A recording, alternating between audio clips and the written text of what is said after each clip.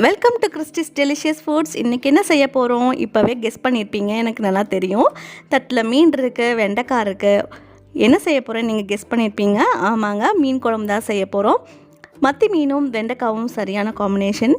இது ரெண்டையும் வச்சு எப்படி சூப்பராக டேஸ்டியாக காரசாரமாக மீன் குழம்பு செய்கிறதுன்னு பார்க்கலாங்க. இப்போ நம்ம சமைக்க ஆரம்பிச்சிடலாங்க. வாங்க, இதுக்கான இன்க்ரீடியன்ட்ஸ் என்னங்கிறத பார்க்கலாம். மத்தி மீன் 250 கிராம் இருக்கும்.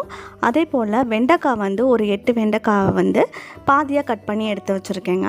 இது போல் கட் பண்ணி எடுத்து வச்சுக்கலாம். இதுக்கு அடுத்த இன்க்ரீடியன்ட்ஸ் என்னங்கிறதுன்னு பார்க்கலாங்க. தக்காளி 3, பச்சை மிளகா 2, பெரிய வெங்காயம் ஒரு பெரிய வெங்காயம், 8 பூண்டு, ஒரு பெரிய சைஸ் எலுமிச்சம்பழம் அளவுக்கு கொஞ்சம் புளி, மல்லித்தூள் 2 டேபிள் ஸ்பூன், மிளகாத்தூள் 1 டேபிள் ஸ்பூன்.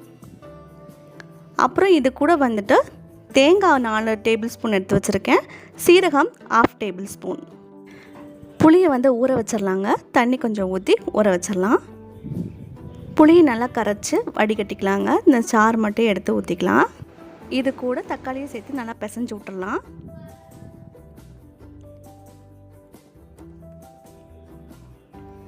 ரெண்டு பச்சை மிளகா, மல்லித்தூள் 2 டேபிள் ஸ்பூன், மிளகாத்தூள் 1 டேபிள் ஸ்பூன், மஞ்சத்தூள் 1 டீஸ்பூன், அப்போ இதுக்கு தேவையான அளவு உப்பு.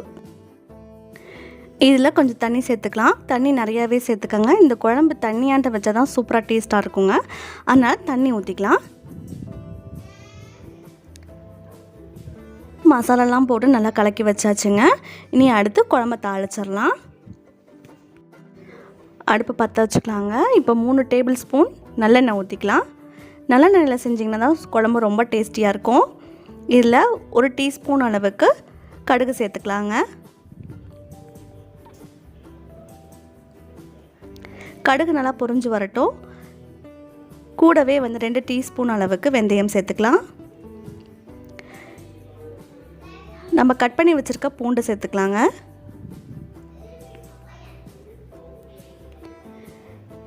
இது கூடவே வெங்காயத்தையும் சேர்த்துக்கலாம். இதை நல்லா வதக்கி விட்ருங்க. இது கூட கருவேப்பிலையும் சேர்த்துக்கலாம்.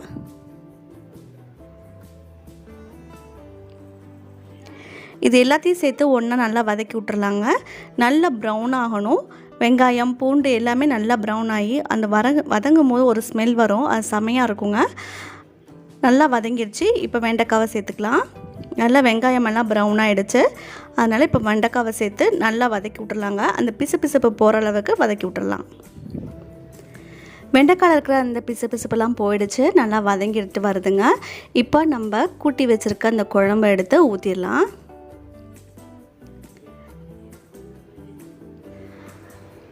எல்லாம் ஊற்றியாச்சுங்க. இந்த ஸ்டேஜில் நீங்கள் எல்லாம் செக் பண்ணிக்கோங்க. காரம், உப்பு, புளிப்பு எல்லாம் கரெக்டாக இருக்கான்னு செக் பண்ணிக்கோங்க. உங்களுக்கு இன்னும் தேவைப்பட்டுச்சு அப்படின்னா போட்டு எல்லாம் கலக்கி விட்டுட்டு இது பச்சை வாசம் போகிற அளவுக்கு நல்லா கொதிக்கணும். அதனால் இதை மூடி வச்சிடலாம். ஒரு 15 மினிட்ஸ் இப்படியே இருக்கட்டுங்க. இதுக்கிடையில் நம்ம தேங்காய் அரைச்சிக்கலாம். தேங்காய் 4 ஸ்பூன் எடுத்து வச்சுருந்தீங்களோ அதையே சேர்த்துட்டு அது கூட சீரகமும் சேர்த்து நல்லா பிளெண்ட் பண்ணி பேஸ்ட் மாதிரி அரைச்சிக்கலாம். நல்லா அரைச்சாச்சு. இது எப்படி இருக்கட்டும். குழம்பு கொதிச்சதும் அதில் ஊற்றிக்கலாம். குழம்பு நல்லா கொதிச்சு வருதுங்க. பச்சை வாசம்லாம் அப்படியே அமர்ந்துருச்சு. இப்போ இதில் நம்ம அரைச்சி வச்சுருக்க தேங்காவை ஊற்றிக்கலாம். நல்லா மிக்ஸ் பண்ணி விட்டுக்கலாம். தேங்காய் ஊற்றுனதுக்கப்புறம் குழம்பு ஒரு 10 மினிட்ஸ் நல்லா கொதிக்கணுங்க. இந்த ஆயிலெலாம் தனியாக செப்பரேட் ஆகணும். அது வரைக்கும் நல்லா கொதிக்கணும். அதனால் மீடியம் ஃப்ளேமில் வச்சு நல்லா கொதிக்க வச்சிடலாம். இப்போ தட்டு போட்டு மூடி வச்சிடலாங்க. வெயிட் பண்ணலாம். ஓப்பன் பண்ணி பார்க்கலாங்க. இப்போ பாருங்கள், ஆயிலெலாம் நல்லா செப்பரேட் ஆகிட்டு வந்துருக்கு. இப்போ மீனெல்லாம் எடுத்து போடலாம். மீனில் ரொம்ப நேரமாக வெயிட் பண்ணிகிட்ருக்கு. இனிமேல் காக்க வைக்க முடியாது. எல்லாத்தையும் எடுத்து குழம்புல போட்டுடலாம். குழம்புல அதை நீச்சல் அடிச்சிட்டு இருக்கட்டும் ஜாலியாக. மீன் போட்டதுக்கப்புறமா ரொம்ப நேரம் கிளற வேணாம். ஒரே ஒரு தடவை அடியில் விட்டு கிளறி விட்டுருங்க. அவ்வளோதாங்க. இது கொஞ்சம் நேரம் அப்படியே சிம்மில் வச்சுருங்க. அடுப்பை அப்படியே கொதிக்கட்டும். மீன் ஒரு 5 மினிட்ஸில் வெந்துடும். ரொம்ப நேரம் வேண்டாம், 5 மினிட்ஸ் தாங்க. மூடி போட்டு மூடி வச்சிடலாம். ஒரு 5 மினிட்ஸில் வெந்துடும். ஃபைனலாக இது கூட கொஞ்சமாக வெல்லம் சேர்த்துக்கலாங்க. ஒரு ஸ்வீட்னஸ் வரும் குழம்புக்கு. ரொம்ப டேஸ்டியாக இருக்கும். இப்போது அவ்வளோதாங்க, நம்மளோட மத்தி மீன் வெண்டைக்காய் குழம்பு ரெடி ஆகிடுச்சு. ரொம்ப டேஸ்டியாக இருக்கும், ரொம்ப எம்மியாக இருக்குங்க. இனி சுவிட்ச் ஆஃப் பண்ணிவிட்டு நம்ம சர்வ் பண்ணிடலாம். இட்லி, தோசை, ஒயிட் ரைஸ் எல்லாத்துக்கூடயும் சாப்பிட்லாம். ரொம்ப டேஸ்டியாக இருக்கும். இந்த மாதிரி ஒரு காரசாரமான ஒரு குழம்பு வச்சு சுட சுட இட்லி ஊற்றிட்டு ஒரு செட் தோசை இல்லைன்னா கல் தோசை ஊற்றி சாப்பிடும்போது ரொம்ப டேஸ்டியாக இருக்கும். ஒயிட் ரைஸோட பயங்கர டேஸ்ட்டாக இருக்குங்க. கண்டிப்பாக ட்ரை பண்ணி பாருங்கள். நல்ல ஜூஸியான ஒரு வெண்டைக்காய், ஜூஸியான ஒரு மீன் வச்சு சாப்பிடும்போது செமையாக இருக்குங்க. என்னால் இனிமேல் வெயிட் பண்ணவே முடியாது. நான் இப்போ என்ஜாய் பண்ண போகிறேன். நீங்களும் வீட்டில் செஞ்சு ஃபேமிலியோடு என்ஜாய் பண்ணுங்கள்.